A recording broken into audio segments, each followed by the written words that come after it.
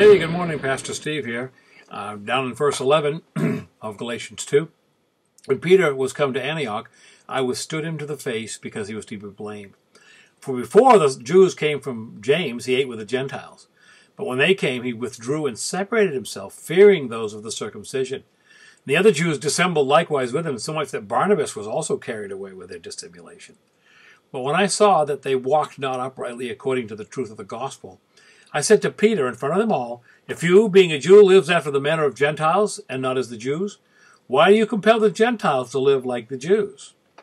See, Peter knew that God didn't require Gentiles to come under the law of Moses for salvation. He had that vision, remember, of the clean and unclean food in Acts 10.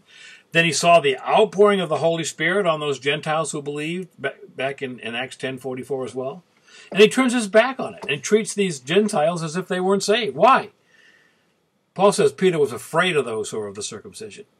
Maybe he felt if they carried the report back that he'd been eating bacon, it would hurt his standing in the home church. While we are on the same team, we still help each other stay in tune with the truth. Correction is an important part of a relationship. Paul was not afraid to confront an erring brother. Hopefully he did it with the spirit that he advises us to do it in Galatians 6:1, a meek and quiet spirit. But it is a mistake to let things build up and fester. Now, Maribel Morgan, in a book called Homemade, said Don Shula, coach of the Miami Dolphins, was talking to a reporter about a player's mistake in practice. He said, we never let an error go unchallenged. Uncorrected errors multiply. The reporter said, isn't it a good thing to overlook a small flaw? Shula said, what's a small flaw? I think about that all day long. What is a small flaw? I see with my children. I've let a lot of things slide because I was too tired or I didn't want another confrontation. But uncorrected errors multiply.